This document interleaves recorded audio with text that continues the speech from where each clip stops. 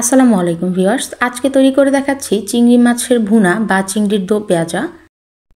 Normally আমি চিংড়ি প্রেমী মানুষ নই, আর চিংড়ি মাছটা আমার কাছে তেমন আহামরি স্বাদও লাগে না, কিন্তু যখন আমি এইভাবে রান্না করি তখন আমার কাছে চিংড়ি মাছটা খেতে খুবই ভালো লাগে। তো ভাবলাম রেসিপিটা আপনাদের সাথেও শেয়ার করা যাক। তো চলুন রেসিপিটা শুরু করি। এখানে আমি বেশ কিছু চিংড়ি নিয়ে নিলাম, আর চিংড়ি মাছগুলোকে আমি খুব ভালোভাবে পরিষ্কার করে এখানে আমি হাফ চা চামচ লবণ, হাফ চা চামচ মরিচ আর হাফ চা চামচ হলুদ দিয়ে 10-15 মিনিটের মতো ম্যারিনেট করে নিব।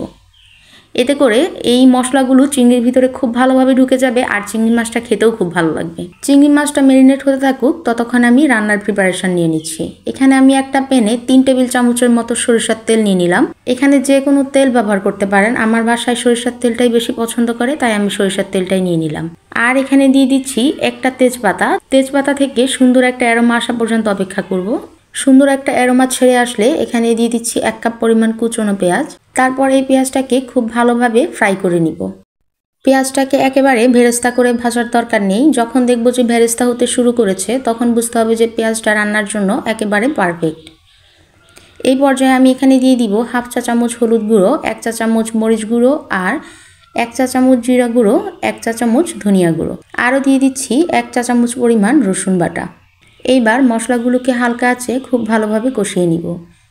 এখানে সাথে সাথেই পানি ব্যবহার করা যাবে না। যতক্ষণ না পর্যন্ত মশলার ভিতরের কাঁচা গন্ধটা চলে যাচ্ছে, ততক্ষণ পর্যন্ত লো ফ্লেমে মশলাটাকে খুব ভালোভাবে কষিয়ে নিতে হবে।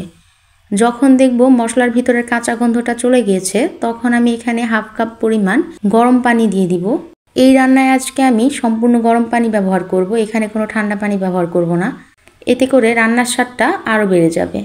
মশলা কষিয়ে তেল যখন উপরে উঠে আসবে, তখন আমি আগে থেকে ম্যারিনেট করে রাখা চিংড়ি মাছগুলো দিয়ে দিব। এবার খুব আলতো হাতে উল্টে পাল্টে চিংড়ি মাছগুলোকে মশলার সাথে মিশিয়ে আবারও বেশ কিছুক্ষণ কষিয়ে নিব। কষানো হয়ে গেলে এখানে আমি এবার দিয়ে দিচ্ছি 1 কাপ পরিমাণ গরম পানি। চিংড়ি মাছ রান্না হতে খুব বেশি সময়ও লাগে না, আবার খুব বেশি পানিরও দরকার হয় না। এজন্য এখানে আমি শুধু 1 কাপ পরিমাণ পানি দিয়েছি। এতে আমার রান্নাটা একদম কমপ্লিট হয়ে যাবে। এইবার নেড়ে চেড়ে মিশিয়ে 5 মিনিটের জন্য হাই ফ্লেমে রান্না করে নিব। আমি প্রথমে কোনো লবণ ব্যবহার করিনি, কারণ আমি ম্যারিনেশনের সময় চিংড়িতে লবণ দিয়েছিলাম। এখন আমি লবণটা চেক করে লবণ দিয়ে নিব। এখানে আমি আরও হাফ চা চামচ পরিমাণ লবণ দিয়ে নিয়েছি। এইবার চিংড়ি মাছগুলো আলতো হাতে উল্টে দিব। এই পুরো রান্নাটাই আমি মোটামুটি হাই ফ্লেমে কমপ্লিট করেছি। এইবার চিংড়ি মাছের পানি শুকিয়ে আসা পর্যন্ত রান্না করে নিব। পছন্দ মতো পানি কমে আসলে এর মধ্যে দিয়ে দিব 4-5টা কাঁচামরিচ। এতে করে চিংড়ি মাছে কাঁচামরিচের একটা সুন্দর ফ্লেভার অ্যাড হবে। এইবার আরও 5 থেকে 7 মিনিট জাল করে চুলা থেকে নামিয়ে সার্ভ করে নিব।